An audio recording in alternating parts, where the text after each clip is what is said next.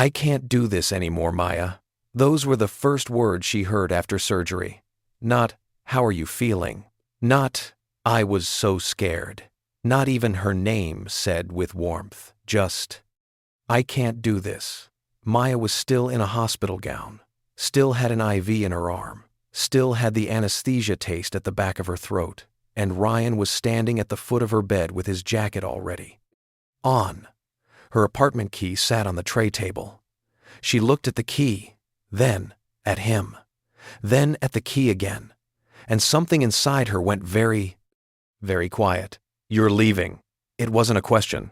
Ryan dragged a hand through his hair. I panicked. They said surgery, and I'm not built for this, okay? I didn't sign up for hospital bills and recovery timelines and, Ryan, he stopped. Maya's voice was flat. Completely flat. Like something had already finished that his sentence was only now catching up to. "Take the key. Lock the door on your way out." Ryan stared at her. "You're not even going to fight for this?" She looked at him for one long second. Then she turned her face to the window. "Okay. Just that. One word. Okay." Ryan stood there for another moment waiting for the scene she wasn't going to give him. Then he zipped his jacket, walked to the door, and let it click shut behind him. In the room next door, through a thin wall that had heard everything, a man opened his eyes. He had been shot 2 nights ago. He should have been unconscious. He should have cared about nothing outside his own 4 walls. But that word, that one quiet word had landed somewhere it had no business landing. Because Luca Moretti had heard "okay" used like that before. Not agreement, not acceptance. The sound a person makes when they've already decided not to break in front of someone who doesn't deserve the tears. He looked toward the wall for a moment. Then he said, very quietly, to the man standing beside him, "Find out who she is." The worst part wasn't that Ryan left. It was how quiet the room got after. No footsteps, no apology, no text. No second thoughts racing back through the door. Just the soft hiss of the air vent and the ache in Maya's stomach every time she breathed too deep. A nurse came in 10 minutes later with medication and professional kindness. In her eyes, "How's the pain?" "Expensive," Maya muttered. The nurse's mouth twitched. "That's a real answer." Maya forced a smile. It faded fast. The nurse checked her chart. "We'll keep you another few days. The rupture caused some inflammation. But the surgery went well." A few days. Maya stared at the ceiling. A few days in a hospital bed.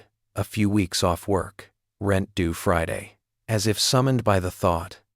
Her phone buzzed weakly on the tray table. 6% battery. She picked it up with stiff fingers. "Landlord. Just checking. You're still sending rent Friday. Need confirmation today." She looked at the text until the letters blurred. The nurse noticed. "You okay?" Maya almost laughed. Nobody ever asked that when they actually wanted the truth.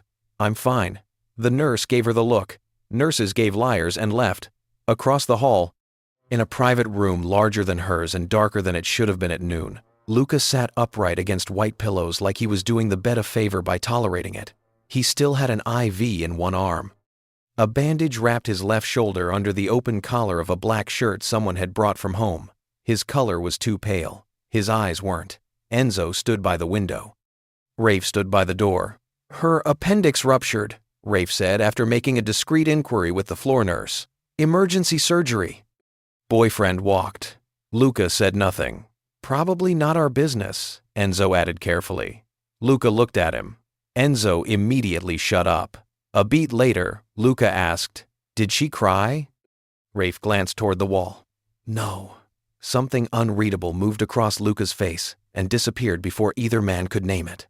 Another vibration sounded through the wall, faint, thin, but enough. Luca had spent his life hearing things other men missed. The click of a safety, the lie under a promise. The exact second fear turned a man reckless. Now, he heard a woman trying not to fall apart in silence.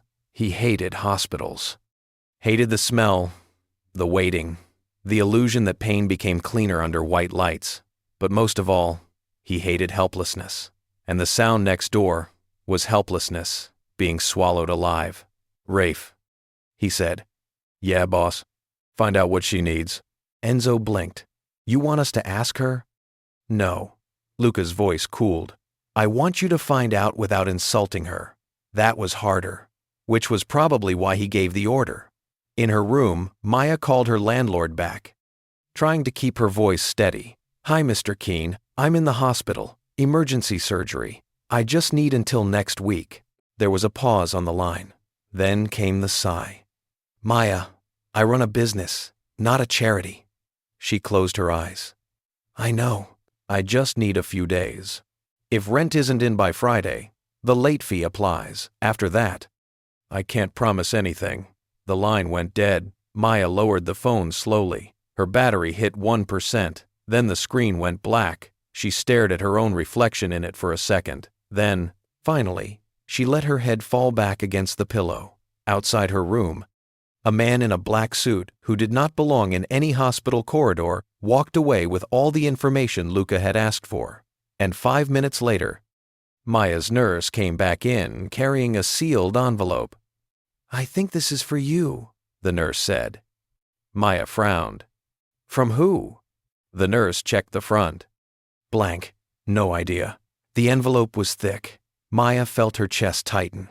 The nurse set it on the tray table and left her alone with it. For a second, Maya didn't touch it. Hospital envelopes were supposed to carry test results, discharge papers, things you definitely didn't want to see and couldn't afford anyway. But this one felt wrong, heavier. She slid a finger under the flap and pulled out a folded receipt, then another, then a printed confirmation email. Her brows drew together. It took her 3 reads to understand what she was looking at. Rent payment received. Late fee waived. 3 months paid in advance. Maya went cold all over. There was no note, no name, no explanation. Just her landlord's confirmation and a short-term hospital phone charger tucked beneath it like an afterthought. She looked toward the door, then at the envelope again. Fear hit before gratitude did. Because kindness from strangers was one thing. This wasn't kindness. This was listening. Someone had heard her conversation. Someone knew where she lived. Someone knew what she couldn't pay. She hit the nurse call button. When the nurse came in, Maya held up the papers. Who brought this? The nurse took one look and lifted both brows. Well, that's useful. Who brought it? I don't know. It was left at the desk with your room number. Maya's mouth went dry. Can you check security? The nurse gave her a sympathetic look. If it's payment confirmation, not a threat, security probably won't. I didn't say it was a threat. No. But you're scared. Maya looked away. The nurse softened. Do you want me to ask around? Yes. When the nurse left, Maya stared at the charger. It was a decent one. Not the cheap gas station kind. That annoyed her for reasons she couldn't explain. A half hour later, the nurse came back slower. The staff desk doesn't know who delivered it, she said. Then, after a pause, but someone on this floor has that kind of pull. Maya followed the nurse's gaze without meaning to. Across the hall, past the guarded door, to the private room nobody entered without knocking. First, 2 men in dark suits stood outside it, both too still, too alert, too dangerous to be family.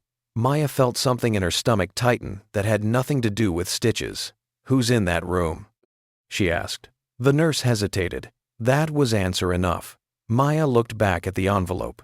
3 months of rent, a charger, no note. She should have felt relieved. Instead, she felt like a rabbit who'd just noticed the wolf was civilized enough to open doors, and watching from the room across the hall, unseen through the narrow crack in his half-open door. Luca Moretti saw her put the papers back in the envelope with the careful expression of a woman deciding whether help was more dangerous than hunger. The next morning, Maya made it to the hallway, with the envelope in one hand and her dignity held together by pain, medication, and stubbornness. She moved slowly, one careful step at a time. The hospital sock sliding a little against the polished floor. The 2 men outside the private room looked at her before she spoke. That alone told her everything. Not security. Not relatives. Not normal. I need to speak to whoever's inside. Neither man moved. Maya lifted the envelope. Now would be great. since I'd rather not collapse in public." The taller one almost smiled. The other opened the door. Maya stepped inside and forgot, very briefly, how to breathe. The room was bigger than hers, quieter. Dark wood chair by the window, fresh flowers no one had picked. A man sitting upright in bed, like pain owed him money. He wore black. Of course he wore black. Dark hair. Controlled expression. One arm uncovered, marked faintly with old scars. The bandage beneath his shirt collar was clean, but recent. He looked at her with calm, brutal attention. Not curiosity. Assessment. Maya hated that it made her spine straighten. "So," she said, "you're the stalker philanthropist." One of the men by the door coughed. The man in the bed didn't smile. He only said, "You shouldn't be standing." His voice was low enough to make the air feel smaller. Maya held out the envelope. "And you shouldn't be paying strangers rent." He glanced at the papers, then back at her. "Yet here we are. I don't take money I didn't ask for. You already did. Then I'm giving it back." "No," he said simply. The word landed flat and final. Maya narrowed her eyes. "You don't get to decide that. I already did." For one insane second, she wanted to throw the envelope at him.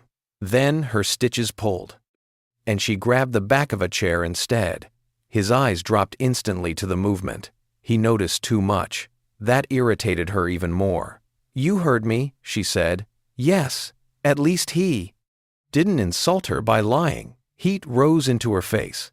"That doesn't make this okay." "No." His gaze stayed on hers. "It makes it necessary." Maya gave a short laugh. "For who?" He leaned back against the pillows like this conversation cost him nothing. "Apparently both of us." She looked at him properly then. Pale skin, controlled breathing. The slightest stiffness in the left shoulder every time he shifted. "You were shot." His expression didn't change. "You've recovered enough to be observant. You sent men to investigate my rent situation, and you still came in here alone." That stopped her, because he was right. A sane woman would have taken the money, transferred floors, and prayed never to learn his name. Instead, she had walked directly into the room of a man guarded like a head of state and spoken to him like he was the weird neighbor with loud music. Maybe painkillers were stronger than she thought. "What's your name?" she asked. The taller man by the door looked offended she didn't know. The man in the bed answered anyway. "Luca. Just Luca. Like that should be enough." Something in the hall changed right. Then, a cart rolled past.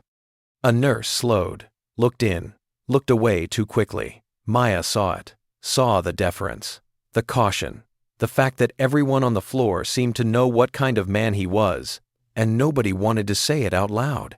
She swallowed once. "Luca, what?" His eyes held hers for 1 second too long.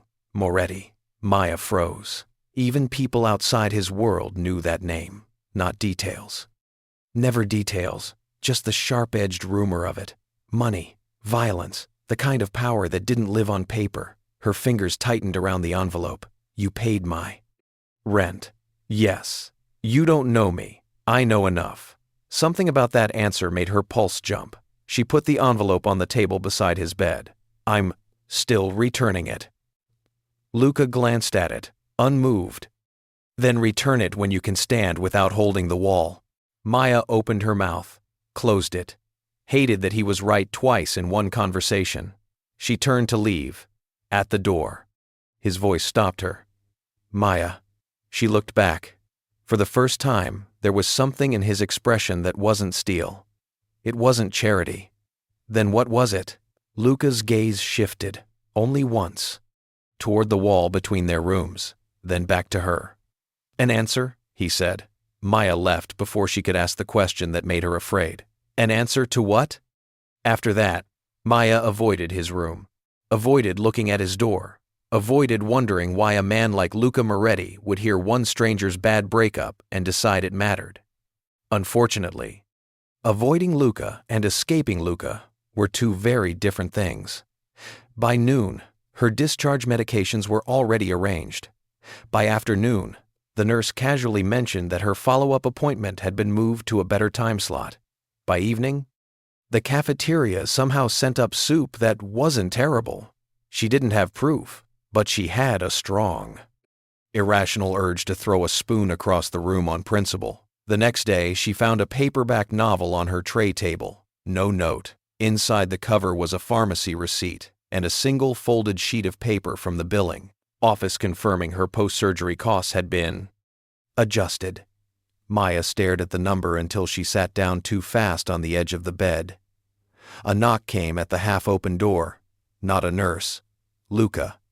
He stood in the doorway in a black shirt with the left side hanging slightly wrong over the bandage beneath it. One of his men hovered behind him, but Luca stepped in alone. "You left your door open," he said. Maya looked from him to the book. "And you apparently left my financial future unsupervised." His mouth almost curved. "Almost. I dislike hospitals. I prefer efficiency." "That wasn't efficiency. That was interference. Same family." He took in the room with one sweep of his eyes, then looked at the barely touched lunch tray. "You didn't eat. Are you always this controlling, or do I bring out something special in you?" A beat. Then, to her shock, Luca said, "Usually I'm worse." That should not have been funny. It absolutely was. Maya looked away so he wouldn't see the involuntary smile. He did anyway. "You should eat," he said. "And you should stop buying pieces of my life." His gaze sharpened. "If I wanted to buy your life, Maya, you would know." The room went still. Her pulse kicked once, hard. He'd said it calmly. Not flirtatiously. Not cruelly. Just as fact, which somehow made it more dangerous. Maya folded her arms carefully over the hospital blanket. "What do you want from me?" Luca was quiet for long enough that she thought he might actually answer. Instead, he said, "When you said okay, you sounded like someone standing in freezing water pretending she wasn't cold." Maya forgot to breathe. He stepped closer, not enough to crowd her, just enough to make lying difficult. "I wanted to know if you were actually okay." And there it was, the truth, clean and simple, and far too intimate for a man she'd known 48 hours.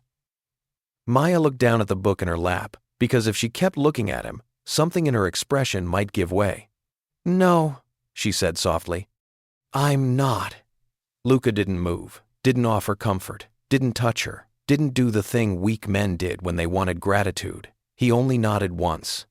Like honesty was the price of admission, and she'd finally paid it. Then he turned to leave. At the door, one of his men appeared suddenly, voice low and urgent. "Boss." Luca's expression changed in a single blink. Not into fear, into command. Maya caught only fragments. "Visitor list. Not one of ours. Asked for your room twice." Luca looked back at Maya instantly. "Lock your door," he said. Then he was gone. And for the first time since surgery, Maya understood something with perfect clarity. Whatever world Luca belonged to had just reached the hospital. If you've ever had life hit you twice in the same hour, then you already know why Maya didn't feel saved. She felt exposed. And if this story is already getting under your skin, hit like because it only gets worse from here. Maya should have stayed in bed. That would have been the smart thing, the safe thing, the thing ordinary women in ordinary stories did. But Maya had already learned that safety was unreliable, and ordinary had left with Ryan. So when voices sharpened outside her room and footsteps moved too quickly in the hall, she pushed herself up and cracked her door open. A man in scrubs stood at the far end of the corridor, too broad for a nurse, too focused for a doctor. Visitor badge on crooked, he wasn't looking at room numbers. He was looking at the guards outside Luca's room. Maya felt the warning before she understood it. One of the real nurses came around the corner. The man in scrubs smiled too late, pivoted, and started walking back the other way. Fast. Maya's brain caught one detail and refused to let go. His right hand wasn't swinging naturally. It was pressed against his side like he was holding something in place, or hiding something. "Hey," she called before thinking. The man turned. His eyes hit hers with flat, immediate violence, not anger, calculation. Maya's blood ran cold. From down the hall, Luca saw the exchange at the exact same moment. Everything happened at once. One of his men moved. The fake nurse reached under the scrub top. Maya stepped back, and Luca shouted one word that cracked through the comm. Corridor, like a gunshot. Down. She dropped. Pain tore across her stitches, white and brutal. But she still hit the floor a split second before the first shot shattered glass behind her. Screams erupted. A cart overturned. Someone ran. Luca's men fired back once, twice controlled. Precise, terrifyingly efficient. Maya covered her head on instinct, cheek pressed against cold tile. Heart slamming so hard she thought it might split the stitches open from the inside. Then a hand closed around her upper arm. Move. Luca. She looked up in disbelief. He shouldn't have been there. Shouldn't have been moving that fast with a healing gunshot wound. But there he was, pale and furious, dragging her behind the thick wall between the rooms, just as another bullet tore into the monitor she'd been attached to 10 minutes earlier. The gunfire stopped almost as quickly as it started. Silence followed. Then, the far-off howl of alarms. Maya was breathing too fast. Luca crouched in front of her, despite the obvious pain in his shoulder. His jaw was set so hard a muscle ticked near his temple. Are you hit? She shook her head. He looked her over himself anyway, hands hovering, not touching, scanning for blood. I'm fine, she whispered. His eyes flashed. No, you're not. Neither of them meant physically. Enzo appeared. Shooters down. Hallway secured. Luca didn't look away from Maya. Get this floor emptied. Enzo hesitated for half a second. Boss. Your shoulder, I said now. Enzo vanished. Maya stared at Luca. He came here for you. Yes. And because of that, I almost got shot in a hospital gown. Something dark crossed his face. Yes. No excuses. No softening. No pretending his world wasn't poison. That honesty should have terrified her. More. Instead, it made her trust him 1 inch against her will. Luca rose carefully. The movement cost him. She saw it. You need to stay away from me now, he said. Maya looked up at him from the floor, breath uneven, hair a mess, anger finally burning through the shock. That's a little late advice. Luca. He stared down at her for one long second. Then he said the one thing she wasn't ready for. I know. And walked away to become the man everyone else feared. The hospital moved Maya to another wing that night. Officially, it was for observation after the fall. Unofficially, it was because people around Luca Moretti did not trust coincidence. By morning, the adrenaline had burned off, leaving only soreness, exhaustion, and a resentment so sharp it felt useful. Luca didn't come. His men did. One remained outside the hall. Another delivered coffee she hadn't asked for. A third somehow knew her charger had gone missing, and replaced it before lunch. Maya wanted to be furious. It would have been easier if she wasn't also a little safer. She was halfway through telling herself that meant nothing when Ryan walked into the room holding grocery store flowers and guilt, like neither belonged to him. Maya went very still. He looked worse than before. Not remorseful, just shaken enough to want absolution. Hey, he said. The single word made her tired. How did you find me? He lifted the flowers helplessly. I called the desk. They said there was an incident, and you got moved. Maya, I saw the news. There was a shooting. And suddenly now, hospitals don't make you uncomfortable? His face tightened. I deserved that. Yes. He set the flowers down. She didn't look at them. I panicked, he said. Okay? I panicked. I never thought something like this would happen. It already happened, Maya said. When you left. Ryan stepped closer. I know I messed up. She gave a quiet, incredulous laugh. You think? I'm trying here. No, you're trying to feel better. That hit. Good. Ryan lowered his voice. I was scared. You were scared of my appendix? I was scared of being responsible for someone. For all of this. He gestured to the room, the IV stand, the bandage peeking above her gown. It's too much. Maya looked at him for a long second. Then she nodded slowly. Thank you. He blinked. For what? For finally being honest enough to make this easy. His expression changed. Easy? Yeah. Maya looked at the door. Get out, Ryan. He stared at her. You're serious. Completely. Maya, don't do this because you're upset. A bitter smile touched her mouth. I'm doing this because you left me in a hospital bed and then came back hoping I'd be grateful you returned before discharge. He stepped closer again, lower now, frustrated. You don't understand. No, you don't understand. You don't get to disappear when I'm cut open and then walk back in here like we're discussing brunch plans. Maya, get out. She turned slightly away from him, which was when he made the worst choice of his life. He grabbed her wrist, not hard enough to bruise instantly, not soft enough to excuse, just enough to make the room go silent. Then, a voice from the doorway said, almost gently, let go of her. Ryan turned. So did Maya. Luca stood there in black, one hand at his side, the other tucked close enough to his healing shoulder that only someone watching carefully would notice the strain. Behind him, the hallway seemed to retreat. Ryan's hand dropped immediately. Color drained from his face. Maya had never seen fear arrive so fast in a grown man. Luca stepped inside. He didn't raise his voice, didn't posture, didn't need to.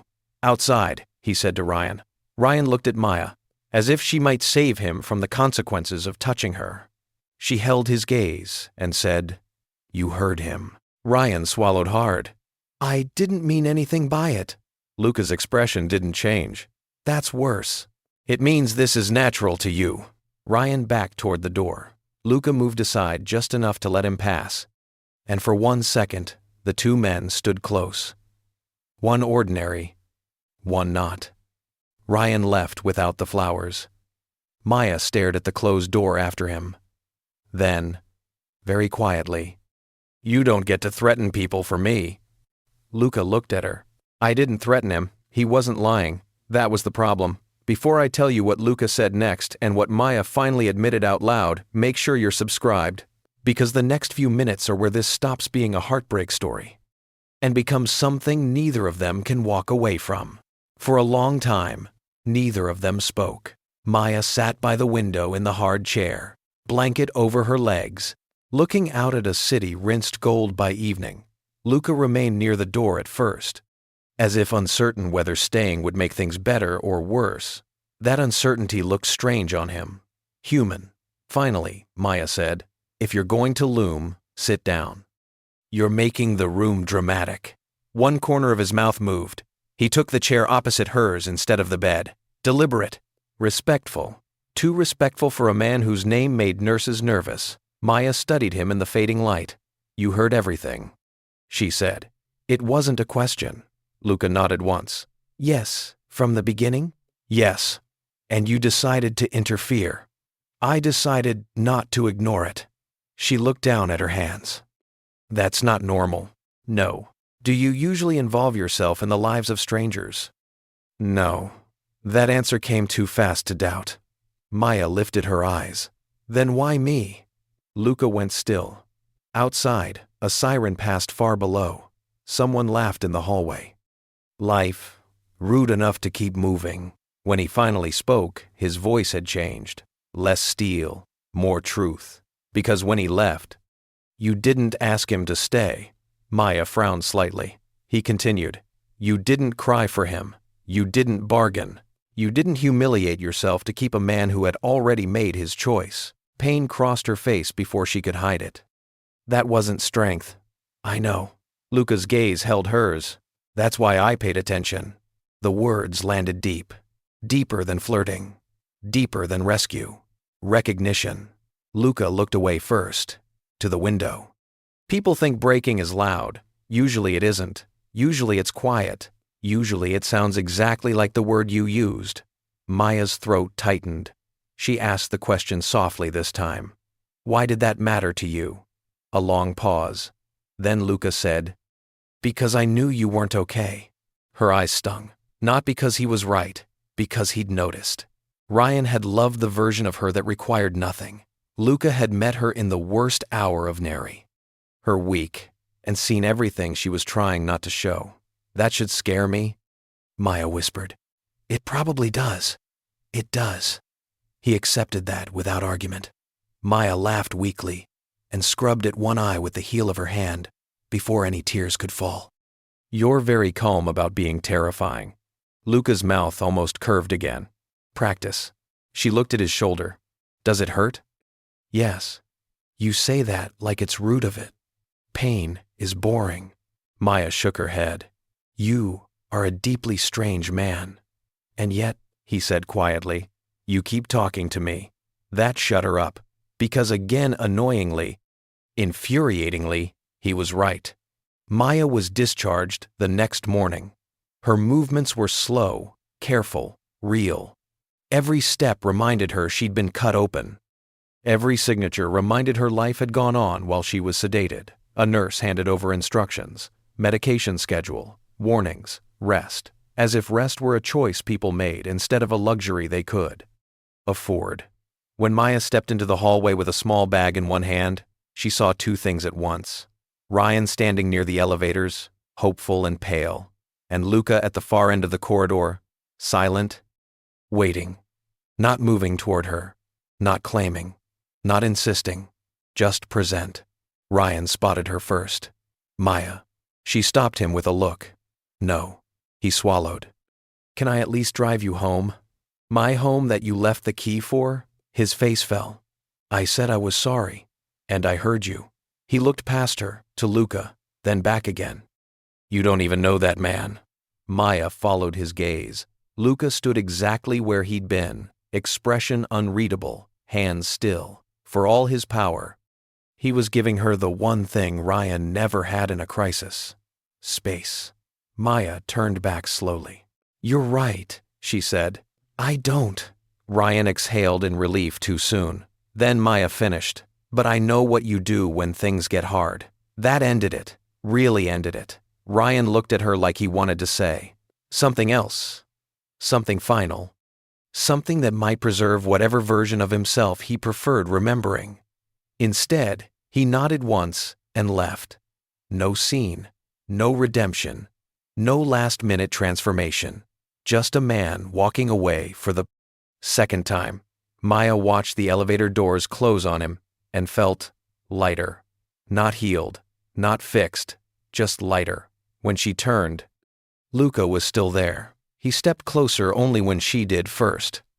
I can have someone drive you, he said. Maya looked at him for a long moment. Why does this feel like the dangerous option? Because it is. And the honest option? His eyes didn't leave hers. Also yes. Maya laughed under her breath, because apparently that was her coping mechanism now. What happens if I say no? I make sure you get home safely anyway. And if I say yes? Luca was quiet for a beat. Then, you stop doing this alone. There it was, not a seduction, not a promise of fantasy, something smaller, better, more frightening, an offer. Maya looked down the long hall behind her, then at the exit ahead, then back at the man who had seen her at her worst and never once asked her to make him comfortable. She drew in a careful breath and took one step toward him. Okay, she said. This time, the word meant something completely different. Luca looked at her like he understood that. Then he reached for her bag, not her hand. And somehow, that was the moment she trusted him most. Outside, the rain had stopped. The city looked washed clean in that temporary way cities sometimes do after a storm, not better. Not gentler, just honest. A black car waited at the curb. One of Luca's men opened the rear door, then disappeared without a word. Maya stood there for a second, hospital bracelet still on her wrist, discharge papers in her bag, pain low and steady in her body. Everything in her life had changed in 3 days. Her boyfriend was gone. Her rent was paid. A stranger with blood on his past and a bullet wound in his shoulder had become the safest person she'd met all week. That should have been impossible. Maybe it was. Luca waited beside the car. He, giving her time for one last retreat. Maya looked up at him. "Just so we're clear," she said, "if this turns into a kidnapping, I'm going to be very difficult." For the first time, fully and without restraint, Luca smiled.